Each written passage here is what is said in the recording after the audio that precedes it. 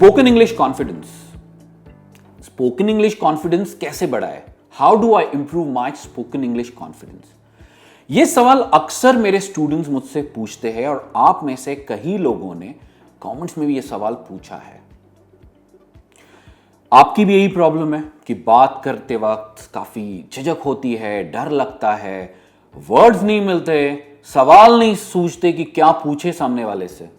अगर ये प्रॉब्लम आपकी है तो इस वीडियो को एंड तक देखिए। मैं हूं आकाश और आप देख रहे हो लर्न एग्जाम सीखते हो इंग्लिश थ्रू हिंदी।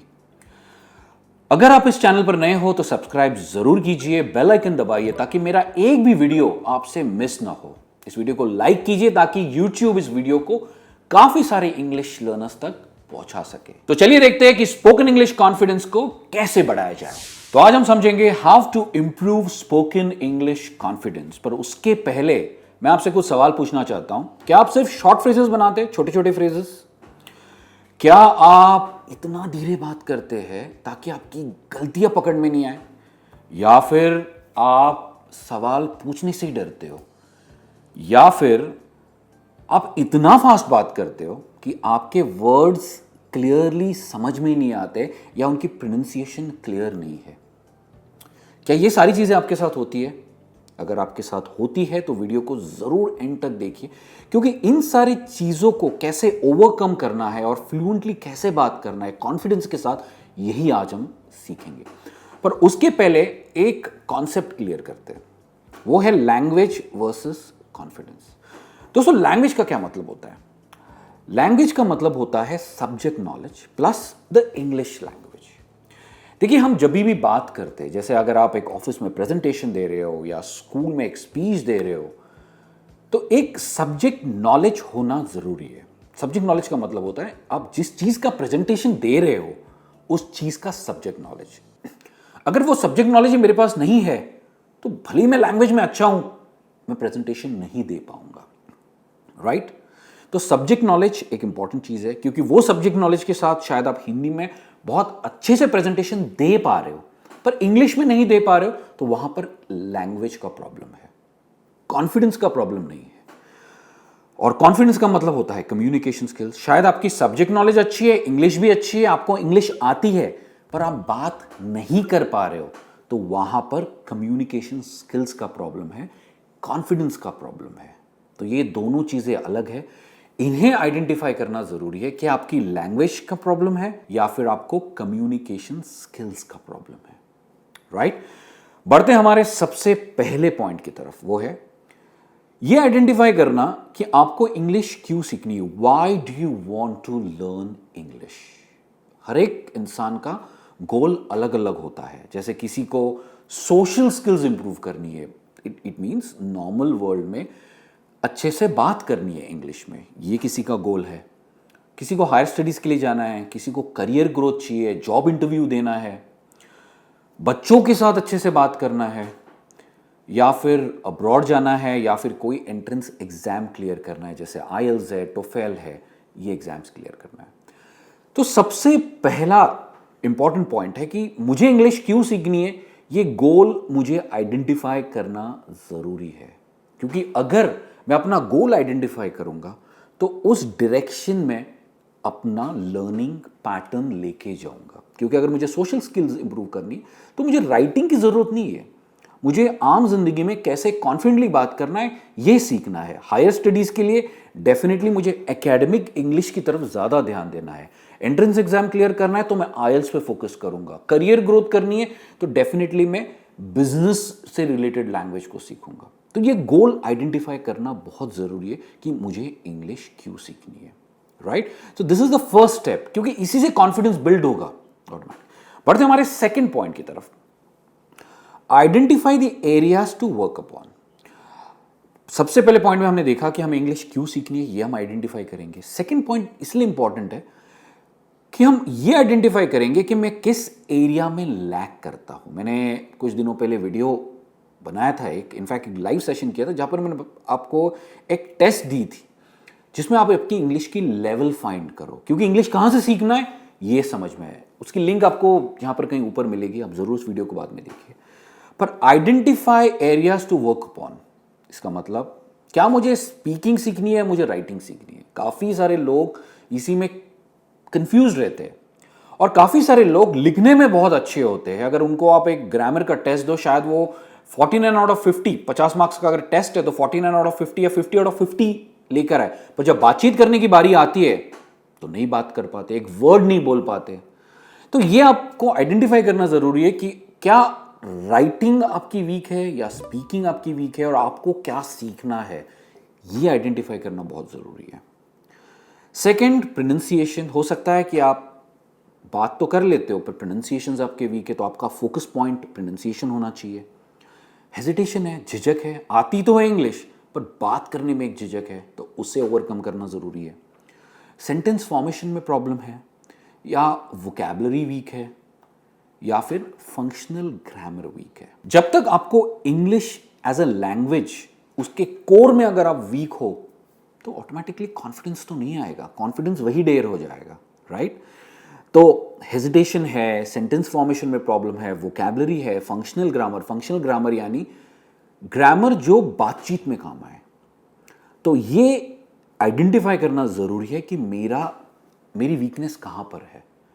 जैसे आप इस चीज को आइडेंटिफाई करोगे, ऑटोमेटिकली आपका लर्निंग का फोकस, आपका प्लान ऑफ एक्शन उस तरफ पड़ेगा, राइट? तो this is the second point. अब बढ़ते हैं थर्ड पॉइंट की तरफ, जो है यूज पॉजिटिव सेल्फ टॉक। अक्सर यह होता है कि हम काफी नेगेटिव हो जाते हैं जब भी हमारे अंदर एक कॉन्फिडेंस की कमी आती है, राइट? पर एक चीज को याद रखना बहुत जरूरी है, the most important person we talk to is ourselves. हम अक्सर अपने आप से बातें करते रहते हैं, और वो कैसे होती है? हमारे थॉट्स के थ्रू, हमारे ख्यालों के थ्रू।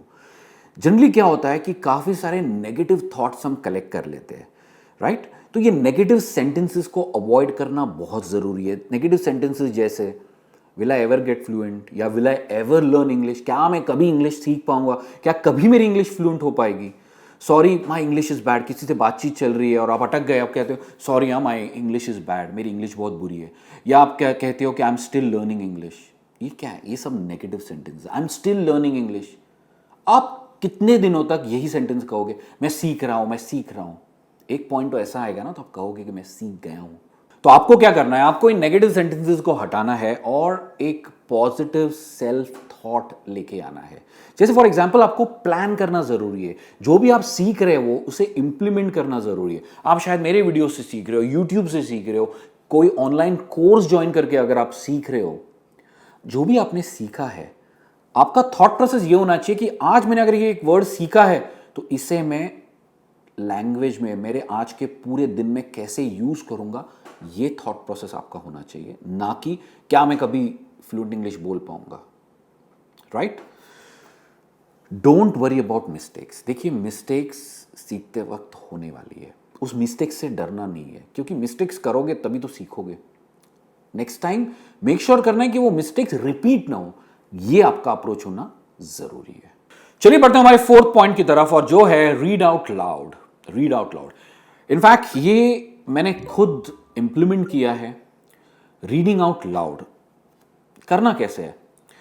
देखिए, pick up something you can read easily, 75 to 200 words. कोई मैगजीन में से आर्टिकल उठाइए, न्यूज़पेपर उठाइए, अगर आप एडवांस वर्ड्स समझ सकते हो तो न्यूज़पेपर उठाइए, कोई आर्टिकल उठाइए, कोई ब्लॉग उठाइए, इंटरनेट से कोई पैसेज उठाइए जो 75 to 200 वर्ड्स हो।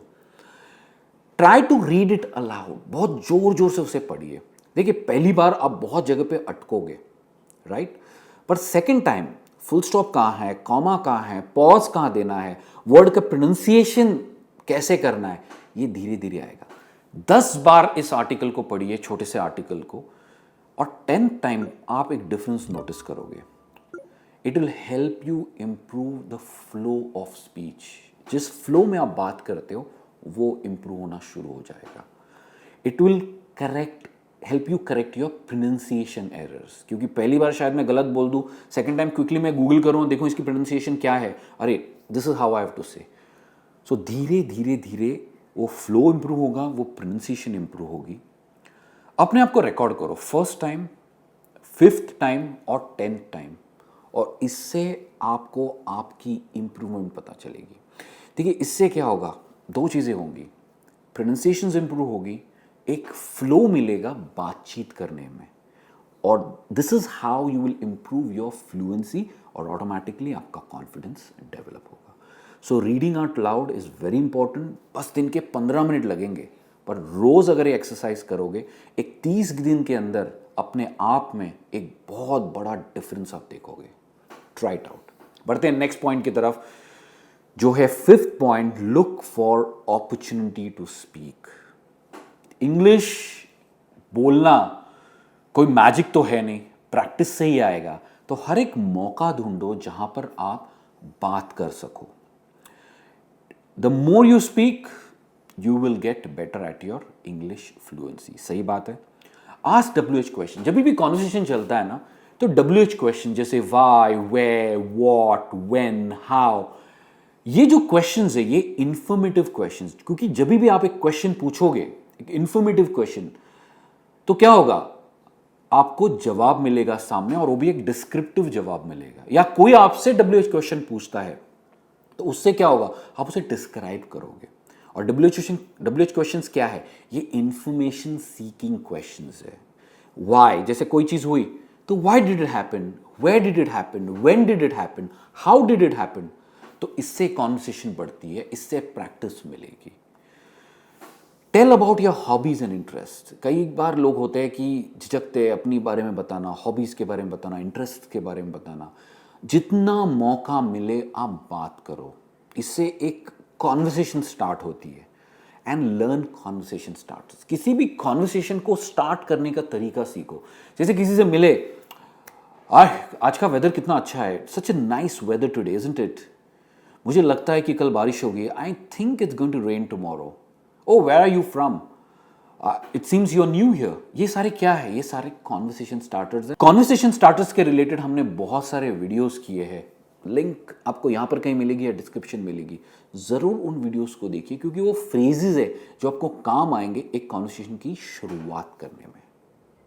चलिए बढ़ते हैं आज के आखिरी हैक की तरफ, जो है अवॉइड यूजिंग कॉम्प्लिकेटेड लैंग्वेज। काफ़ी सारे इंग्लिश लर्नर्स को लगता है कि हम बहुत ही भारी भारी वर्ड यूज करेंगे ना तो इंग्लिश बहुत फ्लुएंट साउंड करेगी। आप आपकी लाइफ को कॉम्प्लिकेट कर रहे हो। Keep it simple.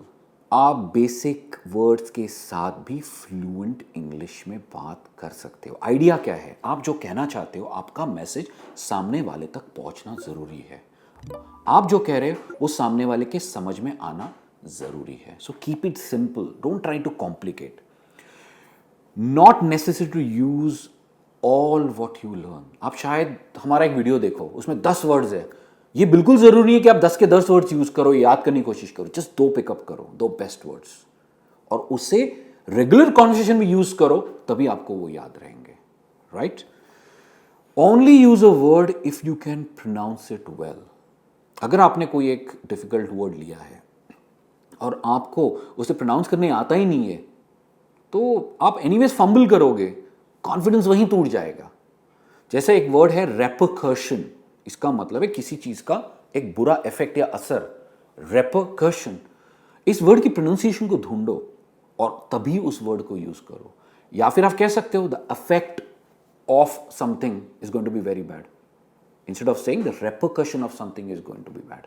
एक बेटर वर्ड है, पर तभी यूज करो जब आप उसे सही तरीके से प्रोनाउंस कर पाओ, या फिर उसका प्रोनाउंसिएशन सीखो फिर उसे यूज करो।